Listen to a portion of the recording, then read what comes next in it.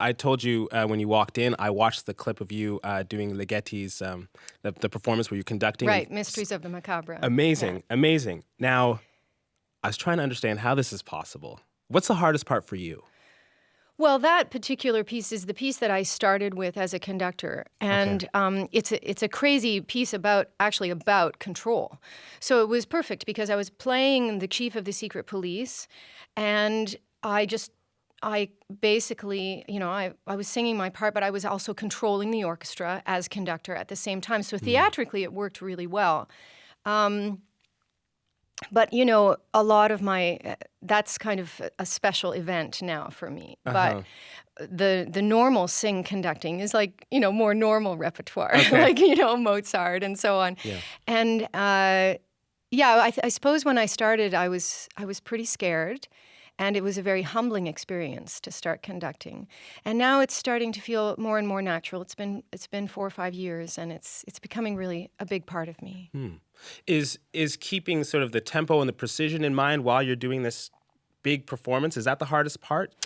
Yes, I think it's a little bit of kind of splitting your brain, because you need to absolutely be in the present moment when you're performing, when you're singing, when you are the instrument soloist.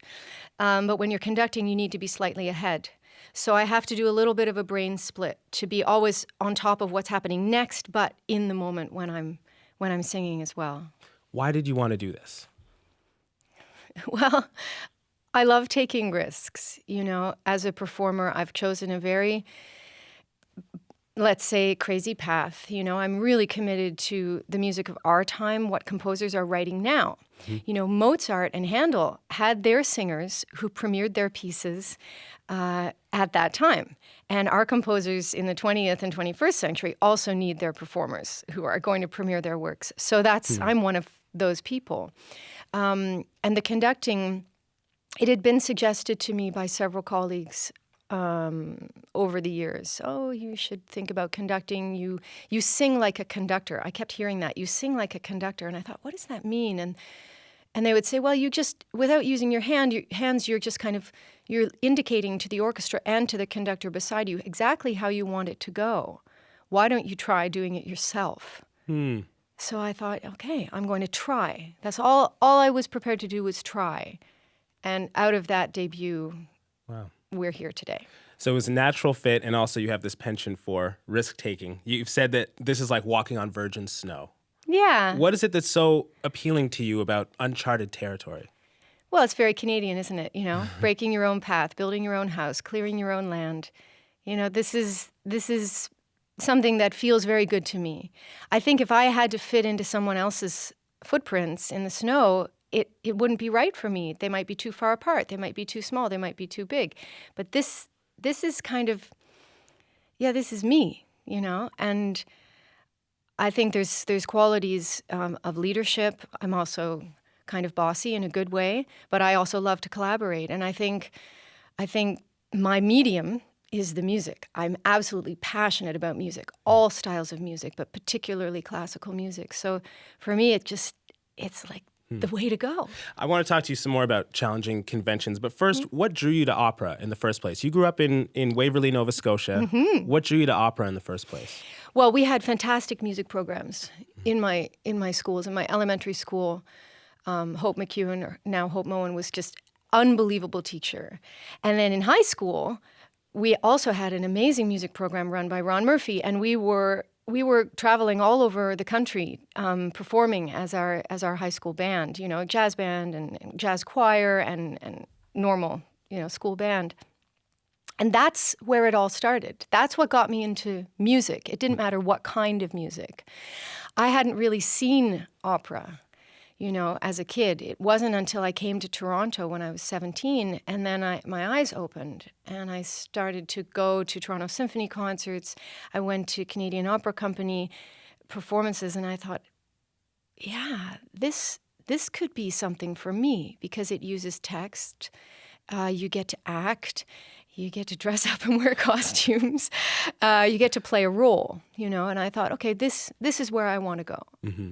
Okay, I want to talk to you a bit about conducting again. This is a very male-dominated field. Not a lot of conductors that weren't men until this millennium, I think. Well, no, actually, in the early 1900s, we had female conductors. I mean, you can Google it online. But, I chose my career. I didn't choose my gender. And it happens to be that I'm female, but when I think of myself conducting, I don't think female conducting. I just think conducting, because you just become the music. And I think that's the same for any musician. You don't have a gender on yourself. We all become creatures, in a way. We become sound, and we become color, and we become images. And, I think the gender politics are interesting for people to discuss. And certainly it does get a lot of airtime. But for me, it's not really an issue, because once I get in front of the orchestra, we're just working on the music. So you haven't really felt it as an obstacle for you? No, not at all. I mean, I can imagine. Not your gender, but the history and the politics. No, I know what you mean. Yeah. I mean, personally, no, I haven't. But that said, I mean, I had a 20-year professional career as a singer and established, a real place for myself among musicians before I started conducting. I think for younger women that are starting from, that they want to be a conductor when they're 19 or 20 and they go into music school for that, it may be different. But I think it's certainly much better than it would have been 10 years ago or 20 years ago. When I was a kid, I didn't even realize that women could be conductors. It wasn't part of my possible job list, How do you think your style of performing is changing people's perceptions about what conducting should be? Well, I think the path that I've chosen as a musician has changed conventions.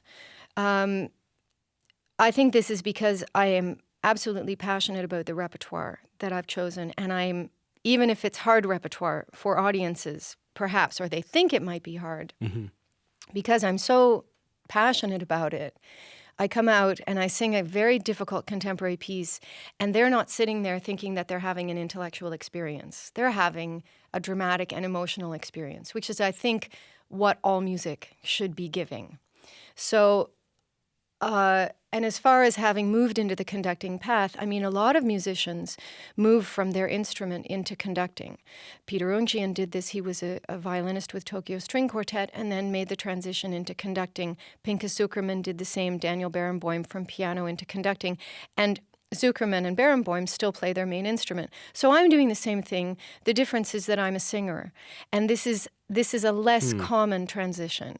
It's quite rare to have singers move into conducting. And I think that is very interesting for my musician colleagues to experience, because I'm coming from a different perspective. Singing is about, obviously, the voice, but also about the breath. It's those two things, breath and sound. And I think that is when we get the breath moving in an orchestra, and when we get the orchestra really singing, looking for a singing quality, it's very special. And yesterday in rehearsal, I was demonstrating for the players, for the violins, for example, how I wanted a certain line to go. And I was singing it for them, and they all started laughing, because it's not that common that someone can really sing their part. It was wonderful. So do you think a lot of singers haven't made that transition because of the convention, or I think you just have to. Just because it's not common? Well, I think it has to be what you feel is your next step. And I think, probably most people choose their instrument and they stay with that instrument for their life, which is wonderful. And for me, I'm not leaving singing, but I like to expand. I work with photographers. I work with dancers. I work with, as a singer, and I work as a conductor, and I don't know what I'm going to do next, but I don't like to be bound to any particular place. I don't want to be pinned down. I would just like to be a creative person and express what I can express in whatever field is appropriate at that time. What have been your inspirations for that approach? Well, I think one of the big ones would have been when I was studying at University of Toronto. I was working with Mary Morrison, who was at that time the head of the voice department. She still teaches there. And she encouraged me to take risks. And one of the most important things she would say to me after a performance, she wouldn't say, "Oh, this note was great," or "You did properly what we did in the lesson." She would say, You took risks. I'm so proud of you. And that ingrained in me the realization that that is what is the most special thing. It's not to control, it's to be free, and to be free under pressure is very exciting. I work with I live in Holland, and I work with a coach for the Dutch Olympic team, the sports teams. And she shows them videos of me. And she does this because she wants to show them how a person can be spontaneous and take risk under the pressure of performance. And we have these exchanges between members of the team and me to encourage one another to keep going, to keep, keep trying in our own, respective fields. Is that one of the things that keeps inspiring you now? Is that relationship? Absolutely. All those kinds of relationships, go, go, go. This is, how far can we develop ourselves? How much can we both refine our art and be spontaneous, It's very exciting. I heard there's a sort of a rock climbing story or metaphor that continues to inspire you as well. Yes, I was in London in January, and that was the time that those two climbers were climbing the Dawn Wall, that very, very difficult rock face. It took them days. And it was very interesting because I was about to perform with the London Symphony.